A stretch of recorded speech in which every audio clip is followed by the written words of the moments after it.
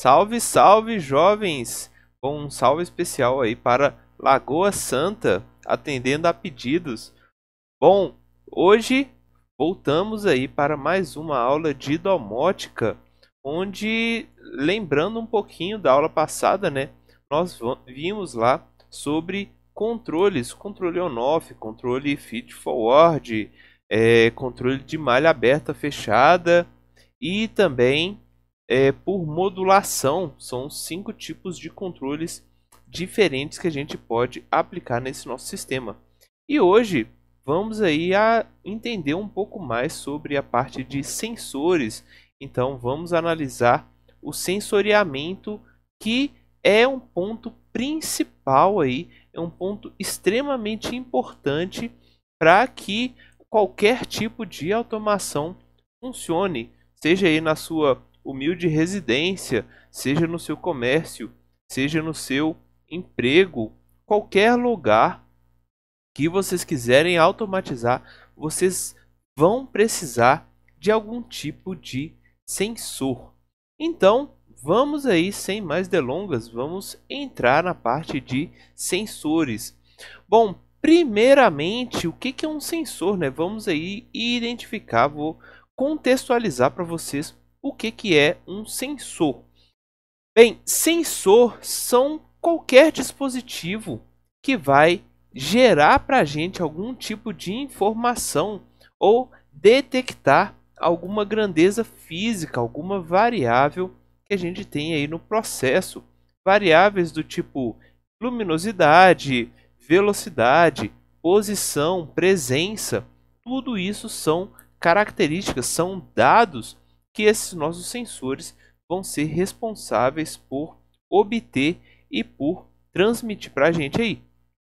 E esses dados, né, pela lógica, dando sequência lá naquele fluxo que eu mostrei na última aula, os sensores são responsáveis por enviar os dados para o nosso controlador. E aí o controlador vai pegar essa informação do sensor, tem aquela informação do setpoint que ele sabe, e aí ele vai criar e vai desenvolver alguma lógica e vai atuar, vai criar aí uma variável manipulada que que pode, na verdade, né, modificar alguma coisa no nosso sistema. Então, essa é a principal função do sensor.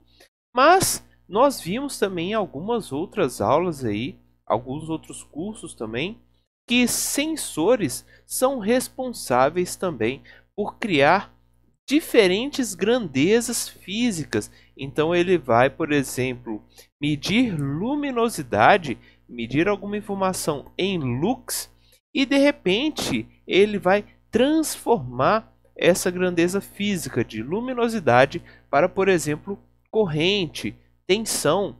Então a gente tem aí a caracterização de transdutores, lembrando que transdutores demandam aí de uma transformação de alguma grandeza física qualquer para a saída no formato elétrico. E aí, o transdutor, que seria o nome mais correto da gente utilizar, ele pode ter aí 3 partes, ou ele pode ser composto por 3 coisas ao mesmo tempo. Então ele pode ter internamente um sensor que vai fazer essa primeira recepção, essa primeira identificação do nosso sinal. Ele pode ter algum condicionador de sinais, uma informação aí que vai ser também útil mais para frente, mas esse condicionador de sinais, ele vai ser responsável aí por exemplo, ajustar aquele nosso valor. Então vamos supor aí um controlador que só suportasse 0 até 5 volts, que é comum. Esse condicionador de sinais ele pode ajustar aí, porque muitas vezes o sensor, vamos supor um exemplo, o sensor nosso simplesmente gerasse menos 10 até 2 volts. Olha, se o nosso controlador não suporta tensões negativas, e a maioria dos controladores, se vocês jogam tensão negativa neles, eles queimam na hora, então esse nosso condicionador de sinais vai ter que fazer esse ajuste aí de tensão para jogar para tudo positivo e entre 0 e 5 volts. E por fim, nós podemos ter aí um transmissor que vai enviar esse sinal para esse nosso controlador. Então, essa é a cara aí do nosso transdutor e, novamente, transdutores, eles obrigatoriamente precisam ter a saída no formato elétrico. É uma informação a mais aí para a gente ter, que a gente pode levar aí com bem baseado aí na nossa norma técnica, né? A ISA 5.1 de 2009. Bom, mas vamos lá, vamos dar continuidade, porque o nosso objetivo aqui é estudar os sensores ou os transdutores, como queiram. Bom, para a gente falar desses sensores, e aí eu também retomo aquela ideia que a gente já viu lá na disciplina de instrumentação industrial. Olha, muitos daqueles sensores que eram utilizados naquela época podem também ser utilizados aqui. Mas, obviamente, até então nós aprendemos aí alguns sensores que eram de uso industrial. Então, quando de repente a gente está passando para uma residência ou um comércio, não necessariamente a gente vai precisar de sensores muito robustos ou até atuadores também muito robustos. Já que o nosso sistema vai ser muito mais simples, ele vai demandar de uma carga menor, então é comum a gente fazer essa transformação aí para essas atuações, para essas sensibilidades aí desses nossos dispositivos também um pouco mais simples. Então vamos lá, vamos ver esses sensores agora. Olha, para que iniciemos aí a ideia, o estudo desses sensores, eu vou falar para você sobre as classificações que nós podemos ter aí. Percebam que a gente vai ter basicamente 4 classificações principais e elas vão carregar aí muita informação. Então, uma das características, uma das classificações que são importantes da gente entender. Primeiro, nós podemos ter aí sensores que são do tipo proprioceptivos e sensores que são no formato esteroceptivos. Ou seja, os proprioceptivos, e aí uma sugestão, lembra aí do próprio, significa que ele vai fazer alguma medição própria, alguma grandeza que ele mesmo está carregando ou alguma coisa que o próprio sensor possui, um próprio sistema possui. Então, esse sensor vai ser responsável por identificar, por medir grandezas do próprio sistema nosso. Já no caso do esteroceptivo, essa ideia de estero está associada à ideia de algo externo, de fora. Ou seja, esse nosso sensor ele vai demandar aí de alguma medição de algo que está fora desse nosso sistema. Ele vai precisar detectar algo à distância, de certo modo. Então, essa daqui é a primeira classificação.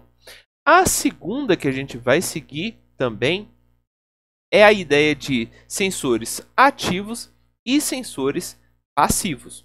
Olha só, sensores ativos vão ser aqueles que, por meio aí de alguma coisa, de algum dispositivo, de algum sistema que tem dentro desse nosso sensor, ele vai criar aí uma interação com esse meio.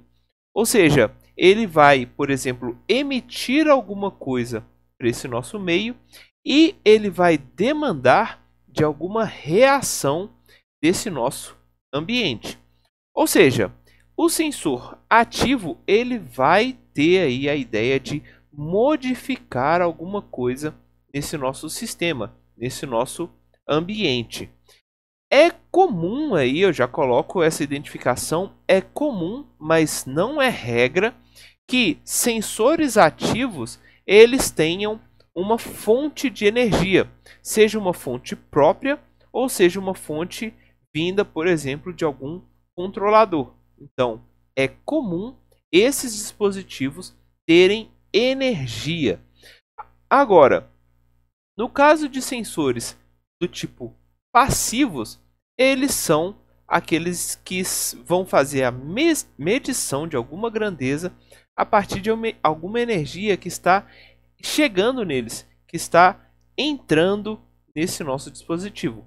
Ou seja, ele não vai interagir com o meio. O meio é que vai ser modificado e a partir da modificação do meio, ele vai perceber essas variações, mas ele não atua em nada nesse nosso meio. Bom, pode ficar um pouco estranho, pode ficar um pouco vaga essa classificação, então eu preparei aqui duas tabelas para vocês verem alguns exemplos. Mais para frente, nós vamos também ver alguns desses sensores, porque são vários, existem milhares de sensores que a gente pode utilizar. Então, vamos lá, né? Primeiramente, eu estou criando aqui uma tabela onde eu identifico o tipo de uso desse nosso sensor, eu defino alguns sensores e eu vou falar, olha, esse sensor ele é proprioceptivo, PC, ou esteroceptivo, EC. E além disso, ele pode ser ativo com a letra A e ou passivo com a letra P. E aí, percebam que, olha, existe já a possibilidade de alguns sensores serem passivos e ativos. Mas aí a gente vai ter que identificar, a gente vai ter que entender como que esse sensor está trabalhando. Mas vamos lá, vamos no início dessa nossa tabela. Primeiro, eu identifiquei aqui alguns sensores de tato que precisam ter contato com alguma coisa. Então, esses sensores podem ser do tipo botão, switch, os famosos fim de curso, sensores aí que estão aplicados, por exemplo, em motores, em portões de garagem e assim por diante. Um sensor extremamente utilizado. Eles vão fazer alguma medição de algo que está fora. Então, olha, pensa o seguinte, nós temos o nosso motor de garagem, que ele precisa fechar o portão, e quando o portão fecha, ele está medindo alguma coisa que está sendo atuada, que é o nosso portão. Ou seja, ele está identificando aí alguma característica que está fora desse sistema, que está lá no nosso processo.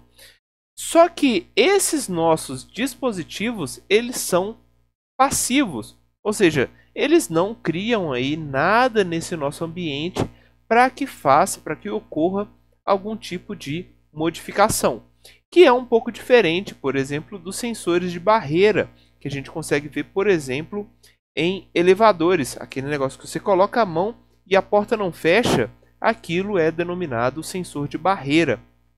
Então, como que esse sensor funciona? Olha, ele também vai fazer alguma medição externa, afinal ele precisa ver ali sua mão, mas ele vai criar esse ambiente diferente, ele vai modificar o ambiente, já que ele precisa emitir um laser de um lado ao outro para saber se tem alguma coisa no meio. E é bem parecido aí com o nosso sensor de proximidade sem contato, que é o contrário aí seria do nosso sensor de fim de curso. Já temos agora sensores de velocidade ou sensores de posição. O potenciômetro, por exemplo, pensa o seguinte, nós temos aí um motor que vai ficar girando um potenciômetro, um servomotor. Olha, esse potenciômetro, o nosso motor vai estar ligado diretamente nesse potenciômetro. Então a gente precisa, por exemplo, mover esse potenciômetro para uma determinada posição. Olha, essa posição, esse ângulo é algo que está no próprio sistema, então proprioceptivo. Só que no caso do potenciômetro, ele é passivo, porque eu não estou fazendo nada, não estou modificando nada nesse nosso ambiente, que é diferente dos resolvers e dos encoders, que dependem aí de campos magnéticos, campos elétricos, ou seja, existe um campo aí, existe alguma modificação nesse nosso ambiente, então ele será aí ativo. Já no caso sensores de orientação, compassos, giroscópios, inclinômetros, esses dispositivos eles vão fazer aí, eles vão indicar grandezas diferentes. Compasso vai me falar onde que é o norte da Terra. Opa, norte da Terra? Norte da Terra? Então, algo externo. Já no caso giroscópio, eu estou medindo a velocidade de giro de algum dispositivo, sendo esse dispositivo, por exemplo, um celular, um relógio. Olha, eu estou medindo o giro do próprio dispositivo, do próprio sensor, então proprioceptivo. Já no caso do inclinômetro, existem aí, eu posso falar, olha, eu estou inclinando uma mesa ou estou inclinando somente o nosso sensor. Só que essa inclinação, ela tem um referencial. Esse referencial, então, é algo externo. Eu estou verificando a inclinação baseado em alguma informação externa. Então, estereoceptivo. Agora, a forma como ele faz essa medição, aí ela pode ser ativa ou pode ser passiva. E assim por diante. Então, percebam que não somente saber se é proprioceptivo, se é estereoceptivo, ainda se ele é ativo ou é passivo, somente essas informações não serão aí o suficiente. Nós vamos precisar também entender alguns desses sensores para a gente conseguir falar aí como que eles vão atuar, como é que eles estão caracterizados aí nesse nosso sistema. Bom, tem mais sensores aqui que eu mostro para vocês, mas para não ficar muito longo, vamos dar continuidade porque nós precisamos também identificar algumas outras características desses sensores que vão também atuar nestes e em outros diversos sensores que a gente vai ter e que a gente vai trabalhar no nosso dia a dia. Beleza? Bom, até mais, gente!